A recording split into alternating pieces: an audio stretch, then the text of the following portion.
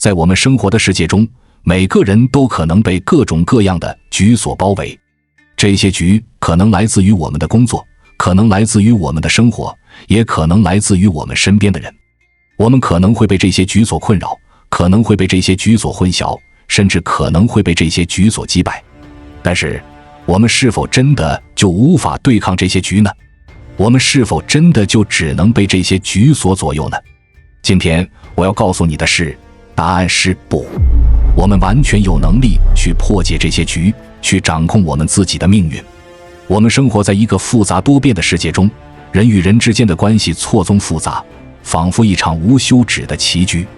在这场棋局中，我们可能会遇到各种各样的挑战，可能会遇到各种各样的困难，可能会遇到各种各样的陷阱。但是，我们不能因为这些而气馁，我们不能因为这些而退缩，我们不能因为这些而放弃。我们要有勇气去面对这些挑战，我们要有智慧去解决这些困难，我们要有信心去破解这些陷阱。我们要相信，只要我们有决心，只要我们有毅力，只要我们有信念，我们就一定能够从这些局中获得胜利。你可能会问，我该如何破解这些局？今天我要告诉你的是，破解这些局的方法就在我们的手中。这个方法就是破局思维。什么是破局思维呢？破局思维就是我们在面对困难和挑战时，不仅要看到问题的表面，还要深入到问题的本质，找出问题的根源，从而找到解决问题的方法。这就是破局思维。接下来，我将与你们一起深入到这个话题中，让我们一起探索如何运用破局思维去破解生活中的各种局，去实现我们的理想，去实现我们的目标。顶级高手的2大破局思维：破局重于努力，成事造结局。这就是赚大钱的机会，但并不是干干净净的钱。历来玩这一套的人最后都没好下场，几乎全都玩完了。除非你是急着用钱救命，否则就只需要听听今天的故事，别去模仿。古时候有一个考生进京考试，路过一个叫龙门镇的地方。这地方偏僻，有个裁缝靠给别人缝衣服挣钱过日子，生活难过，世风日下，越来越难。于是这个穷裁缝开始动起坏心思。他在自己的裁缝店周围挖了几个半米深的坑，坑里放了些树枝和碎石。进京考试的考生不小心就会掉进去，衣服被划破，鞋子被磨破。看到不远处的裁缝店，自然就会上门。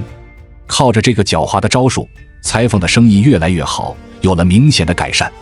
有一天，一个郎中来找裁缝说，你给别人缝一次也就5文钱，心黑一点也才7、8文钱，算下来1个月也没多少。你把坑再挖深一点，摔下去的人不止衣服裤子破，怎么也得断条胳膊折条腿。我专门给人看病，顺便卖点跌打损伤的药，1个人至少1两银子，到时候钱分你一半。裁缝听了，心里一盘算，觉得这主意挺好。说干就干，狠心的裁缝店和黑心诊所就这样开业了，2人联手赚得盆满钵满。这个时候，镇上有个卖棺材的商人找到了他们2个，说道，你们再把坑挖深一点，摔下去非死即伤，伤的你们赚，死的我来赚。一口棺材5两银子，我分你们一半。就这样，这一条专门针对考生的黑色产业链就此诞生。坊间传闻，很难有人从龙门镇平平安安地走出来。于是镇上来了很多租马车的，声称只要租了马车就能保证他们的安全，但是要10两银子一次。当然，背后的老板依旧是裁缝那帮人。这就是造劫成事局的由来，其逻辑正如名字一样，一目了然。人为的制造灾难，然后借机生财。在龙门镇的恶名之下，考生数量逐年下降，即使进京也会绕很远的路来避开这个不祥之地。虽然上述这个故事描述得很阴险，但实际上在现实生活中，同样的局很多人在做。比如，结婚就是一个劫，买房也是一个劫，孩子的奶粉和教育同样是劫。只要你结了婚，那你下半辈子基本就被套死了，只能为某些机构打工，偿还利息，永无出头之日，还不敢生病，不敢停。人的一生，难道就仅仅是为了来到这个世界上买一个房子，然后去供养它吗？不是应该创造更高的社会价值，实现自己更美好精彩的人生吗？所以现在的年轻人看得越来越透彻了。这些坑是谁在挖？其实很好分辨。当你伤筋动骨的时候，谁在大发横财，那肯定就是他。所以我们做人一定要有破局思维，不懂破局，那你就只能永远被人利用、压榨和操控，永无翻身之日。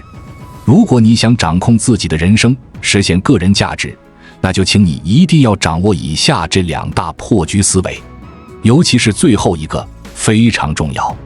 接下来是满满的干货，建议点赞收藏，反复学习。第一个胶带纸思维，你记得那部小说《火星救援》吗？宇航员马克那时候被一个恶劣的沙尘暴从他的队伍中隔离出来，他就这样一个人在火星上流浪，完全无缘。他的太空面罩和气息舱都坏了，他没有任何其他的维修工具，只能用胶带纸硬凑合。他巧妙地利用基地的氧合机和自己的科学知识，成功种植了土豆。他还利用摄像头传递信息，与地球取得了联系，最后得救了。马克就像个楷模，他利用手头上所有可用的资源，解决了眼前的问题。这就是所谓的胶带纸思维。当生活中出现问题的时候，悲观者就会选择退出，而乐观者则会找出解决问题的方法。人生就像一个充满转角的迷宫，只有那些能够调整好心态，利用当前的资源解决问题的人，才能得到机遇的青睐。第二个，随和的思考方式，这就是说，要做事要灵活多变，善于根据事物的发展变化找出相应的应对方案。你知道马家鱼吗？这种鱼只会往一个方向游，所以即使是孔眼很大的渔网，也能把它们轻松地捕获。所以即使马家鱼看到前面有网，它们也会直接往前冲，自己把自己困住。马家鱼的问题就是它们不会变通，只知道死往前冲。水能随着形状变化，人也应该随着情况变化。只有走出思维定式，才能掌握变化，一路畅通无阻。懂得变通，不通也能变通。变通是人生的智慧，也是解决问题的关键。那些固执不化的人，遇到问题时就会钻牛角尖，哪怕头破血流也不回头。但是懂得变通的人不会被困住，能跳出思维的框框，一边解决问题，一边保护自己。总的来说，要想成为可以解决问题的人，由局内人变成局外人，你就必须要有解决问题的思维。只有这样，你才能真正的掌控自己的人生，实现逆风翻盘。上位者秘而不宣的3大策略智慧，助你识局、谋局、破局。江湖套路之深，令人不寒而栗。清朝时期，一个老人来到商铺，买了3个土豆，拿给掌柜的去称。称完后，掌柜说10文钱。老人察觉到有些不对劲，便对掌柜的说：“我就做一个菜，用不了那么多。”于是掌柜的把最大的一个土豆拿了出来，再称，又说道：“8文钱。”听完，老人直接从兜里拿出2文钱递给了掌柜。掌柜的说道：“这钱不够啊。”老人微微一笑，拿着最大的那个土豆说道：“我买个这个怎么不够？”掌柜的一愣，本想从老人身上薅点羊毛，没想到被对方反将一军，自己哑巴吃黄连，有苦说不出。老人只用了2文钱，买了价值5文钱的大土豆，这就是谋略智慧的最好体现。如果你以为这已经很高明了，那你就错了。有一次，一个外地人拿着一只尤其贵重的人参来找老人，想向他借1000两，拿人参作为抵押，还写下合同，10天之内必须带钱来赎回人参，赎的时候必须是双倍价钱。如果10天内没回来，人参就归老人，但若是老人在期间弄丢了人参，则需要额外赔付1000两。老人本就爱人参，看到有利可图，便爽快地答应了，并且还请商铺的老板做了见证。时间很快来到了最后一天，老人看见外地人还没来赎人参，心中暗喜，自己花低价得到了这么贵重的人参，而且今天儿子也会回来，可谓双喜临门。老人把好消息分享给儿子，儿子见多识广，拿出人参一看就知道是假的，自己父亲被骗了。老人无可奈何，谁让自己贪便宜呢？原来外地人和商铺老板是一伙的，他们2人现在正分着钱，逍遥自在呢。随后儿子给老人出了一个主意，老人听后又看到了希望。下午老人来到老板的商铺中，当即大骂外地人，说他们不讲诚信，自己被骗了。一怒之下，把人参掰成了2半来。看到这一幕，商铺老板又动了歪心思。等到老人走后，立马和外地人联系，说明情况。没多久，外地人和商铺老板就一起来赎回人参。老人说，要是10天之内来赎回，就要双倍赔偿。商人二话不说，掏出来2000两给老人。老人确认无误后，让儿子拿出人参交给了对方。商铺老板直接傻眼，自己亲眼看见人参被掰断了，怎么又好了？原来老人掰断的人参是假的，根本不是同一个。此举只会为了布局，让商铺老板中计，夺回被骗的钱款。外地人和商铺老板本想从老人身上多薅点羊毛，不曾想什么也没赚到，还损失了1000两。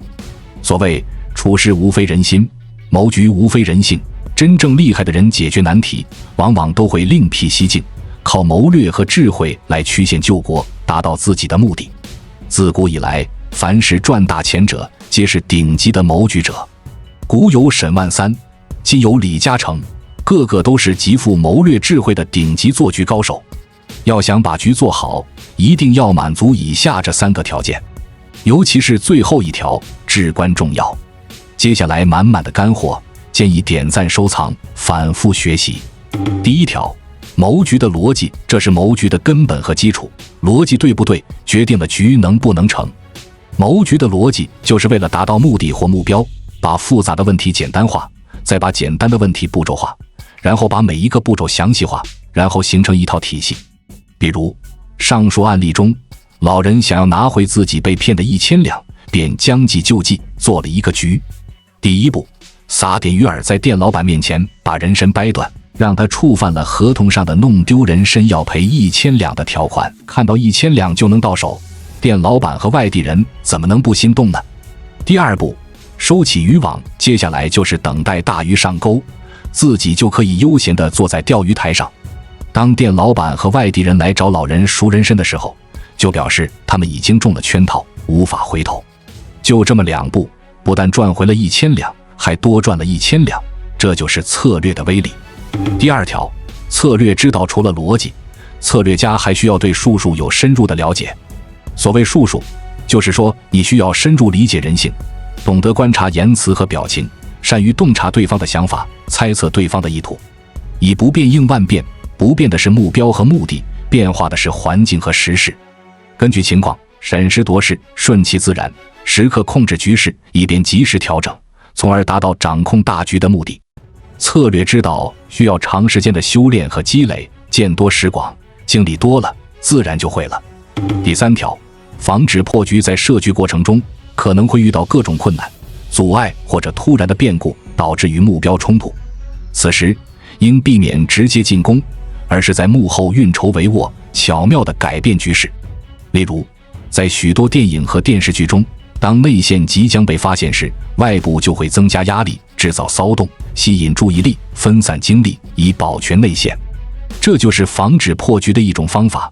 即使要和对方硬碰硬，损失部分实力或利益，也要保护插在敌人心脏的那根刺。设局就是这样，不可能所有事情都按照你的预想进行。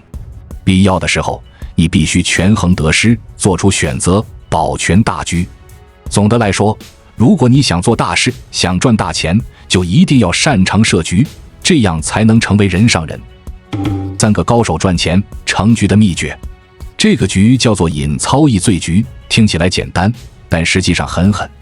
我今天跟你们分享这个局，不是让你们去设局，而是希望你们有点警觉，提前防范，遇到这种情况能保护自己。说到苏武奴，他娶了一个很美的妻子，有人想把他灌醉，然后调戏他的妻子。但是苏武奴酒量很好，他说只要你们出钱，我就算喝稀粥也能喝醉。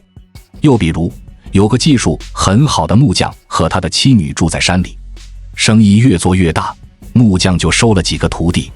有一天土匪来了，抢东西，他们把刀架在徒弟的脖子上，问他们谁家最有钱。徒弟怕，就指了指师傅家。那时候木匠正在吃饭，土匪踹门而入，问他钱在哪里。然后土匪看到木匠的妻子露出邪恶的笑容，木匠本能地想保护妻子，但是他滑了一下，头撞在桌子上，昏过去了。看着妈妈被欺负，女儿哭得很惨。土匪一个刀下去，女儿就再也没有声音了。屋子外围的人越来越多，很多徒弟也在外看着，没有一个人前来施救。有人说，木匠身强体健，今天肯定喝了不少酒，不然不可能走个路还摔晕了。可是只有他的妻子知道，木匠根本没喝酒。到底是什么样的男人才能在妻女被害时镇定自若？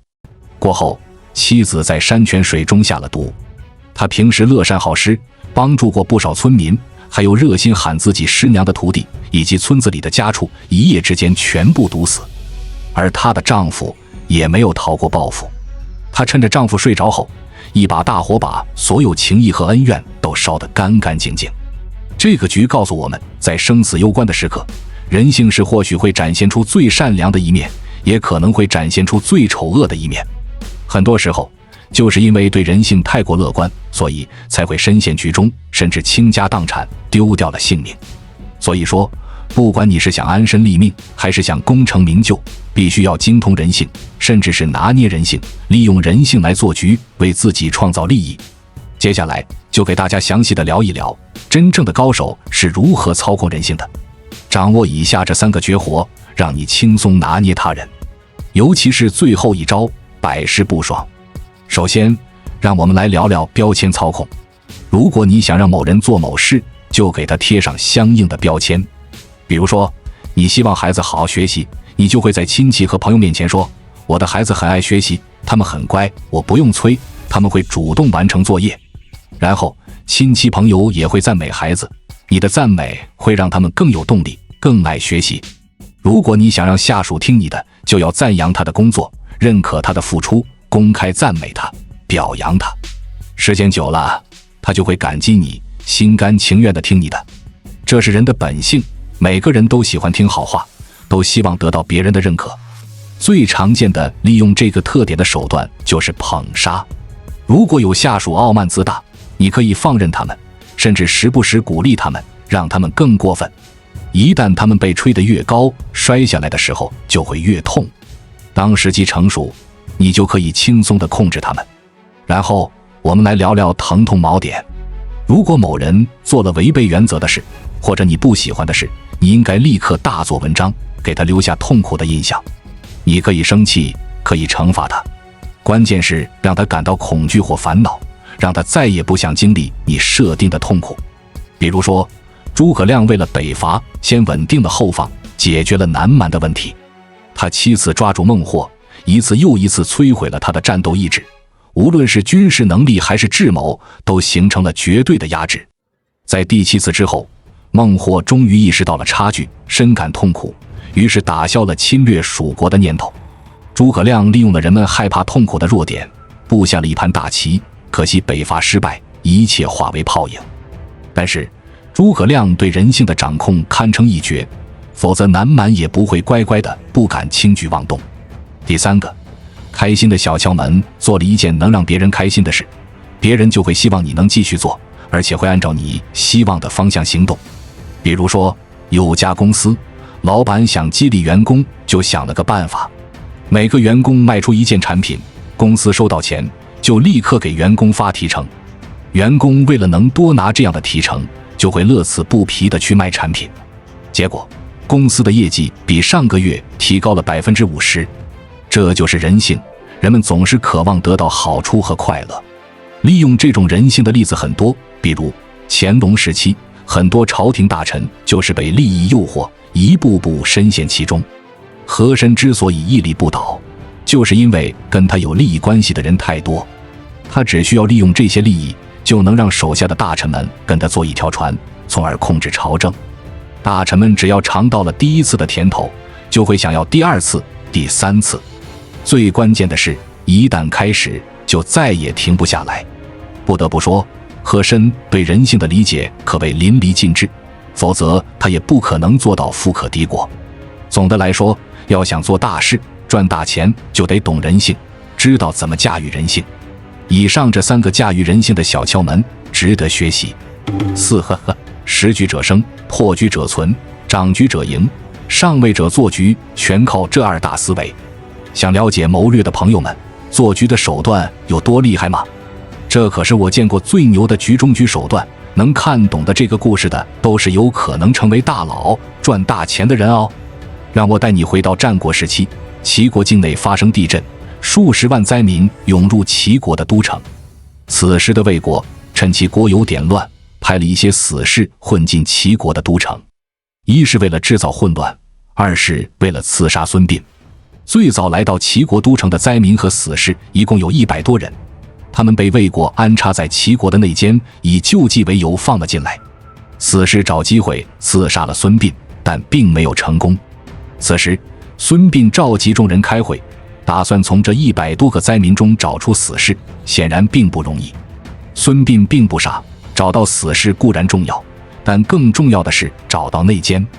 于是孙膑为了找出敌人，设了一个局中局。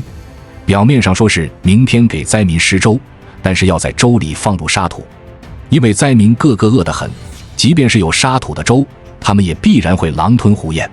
只要能填饱肚子，根本不会管好不好吃。而死士一个个肯定都吃饱了，他们必然忍受不了沙土粥，所以到时候谁把粥吐出来，谁大概率就是死士。到了第2天，按照原计划施粥，所有的灾民领到粥之后，都表现得急不可耐，开始大口喝起来。可是却发现碗里全是沙土，根本没办法吃。唯独有10个人面不改色，把碗里的粥给喝完了。孙膑一看，立马下令把他们抓了起来。看到这一幕，在朝廷官员的队伍中，有一个人表情异样，显然是被震惊到了。此时此刻，他才明白，原来孙膑开会所布的局只是诱饵。实际上，孙膑把沙土掺在粥里，已经到了普通人难以下咽的地步，所以即使是灾民吃到了粥，也会立刻吐出来。只有接到内奸通风报信之后的死士，才会在不管粥有多难吃的情况下强行吞下去。为了掩饰自己而欲盖弥彰，自作聪明的行为反而暴露无遗。10个死士一个不漏全部伏法，而朝廷官员中脸色异样的内奸也被孙膑察觉到，彻底把敌军一网打尽。看懂了吗？真正懂做局、有谋略的高手，他们解决问题往往和普通人有着很大的区别。善于做局的高手能达到天下皆不为我所有，但天下皆可为我所用的境界，利用身边一切资源来布局，制造对自己有利的机会。比如上述故事中孙膑所做的局中局，其精髓主要是以下2点：一、借势，趋势就像江水，浩浩荡荡的，顺势者昌，逆势者亡，就好像是玩划水一样。孙膑就是会玩，他知道怎么借势，他知道死士混在灾民中，所以他就围着灾民来想办法。帮助灾民就是大家都支持的事，他借这个机会来分粥送米，只要方法对头，就能找出那些死士。现实中也有很多人会借势，就拿拼多多来说，拼多多的成功就是看到淘宝和京东都走向高端路线，忽视了普通老百姓，拼多多就借这个机会起来了。他们主打性价比，短短3年市值上千亿，这要感谢淘宝和京东给了他们机会，否则他们可能连活下来的机会都没有。这就是借势，一飞冲天。2、借人。孙膑的计划能成功，离不开一个关键的人，那就是内奸。如果没有内奸传递假消息，那些死士可能就不会被全军覆没。这就是孙膑的高招，虚张声势，成功地骗过了敌军。在现实中，尤其是和别人合作的时候，一定要记住以下这2点：一、利用信息差很多做局者之所以能先发制人，就是因为他们掌控的信息更多，所以可以占尽优势。举个例子，为什么炒股的永远只有散户亏钱？因为散户知道的信息是最晚的，所以做出判断和操作也就最迟，他们不亏谁亏？而庄家早就得到了内幕，在大跌之前快速出货，最后当然只有散户受伤。李嘉诚的司机为什么能在股市大赚特赚？凭的就是比普通人优先得到金融市场的信息和情况，所以他很清楚买哪家公司能赚钱。2、利用工具做局所需要的工具几乎都是资源，比比如孙膑布局用到的舟，就是一个至关重要的工具。除此之外，还有现实生活中做局需要的人脉资源，它们也可以被算作是工具。少了资源的辅助，布局会变得十分困难。有限的资源结合当下的局势，把几个关键的点连接起来，最后一个局的雏形就出来了。总而言之，做局一定要懂得顺势而为，否则你很难成功。总的来说，做大事赚大钱都需要具备对人性的深刻理解和驾驭能力。借势和借人也是做局的高级技巧。通过把握信息优势，利用资源工具，我们可以在复杂变化的环境中找到最有利的路径。这就像是在巨大的迷宫中寻找出口，只有具备这样的能力，我们才能从中找到通向成功的道路。但是我们也要明白，虽然做局可以帮助我们在生活中取得一些短期的成功，但真正的长远成功来源于我们的品格和价值观。我们不能因为一时的得利而丧失了我们的道德底线和人性的尊严。真正的成功者不仅懂得如何做局，更懂得如何做人。所以我希望这些故事和启示能帮助你更好地理解人性，更好地把握生活中的机遇，但同时也希望你能始终牢记，无论在任何情况下，我们都应该尊重每一个人，尊重他们的权利和尊严。愿你我在生活中能够充分理解和运用人性的规律，同时也能始终坚守我们的道德底线和人性的尊严，成为一个既有智慧又有道德的人。关注我，我是才知道，带你解锁更多金钱的真相。